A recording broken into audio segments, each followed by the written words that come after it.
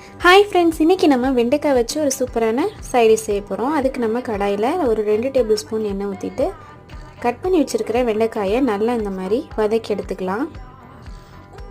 இந்த அளவுக்கு வதங்கினதும் இதை ஒரு பிளேட்டில் மாற்றிட்டு இதே கடாயில் இப்போ 2 டேபிள் ஸ்பூன் அளவு எண்ணெய் ஊற்றிட்டு ஒரு பிரியாணி இலை, 1/2 டீஸ்பூன் சோம்பு, ஒரு பெரிய வெங்காயம், கருவேப்பிலையை இந்த மாதிரி பொடிப்பொடியாக நறுக்கி சேர்த்துட்டு வதக்கிக்கலாம். வெங்காயம் வதங்கினதுக்கப்புறம் ஒரு தக்காளியை கட் பண்ணி சேர்த்துக்கலாம். தேவையான அளவு உப்பு, மஞ்சள்தூள் போட்டு சேர்த்துட்டு நல்லா வதக்கிடலாம்.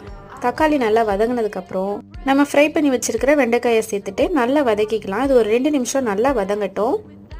அதுக்கப்புறம் 1/2 டீஸ்பூன் மல்லித்தூள், 1 டீஸ்பூன் மிளகாய்த்தூள், 1/2 டீஸ்பூன் கரம் மசாலா சேர்த்துட்டு நல்லா வதக்கி விடலாம். இப்போ நம்ம இதில் கொஞ்சமாக தண்ணி ஊற்றிட்டு ஒரு 10 நிமிஷம் மீடியம் ஃப்ளேமில் வச்சுட்டு நல்லா கொதிக்க விடலாம். தண்ணியெலாம் வற்றினதுக்கப்புறம் நமக்கு டேஸ்டியான வெண்டைக்காய் மசாலா ரெடி ஆயிடுச்சு பாருங்கள்.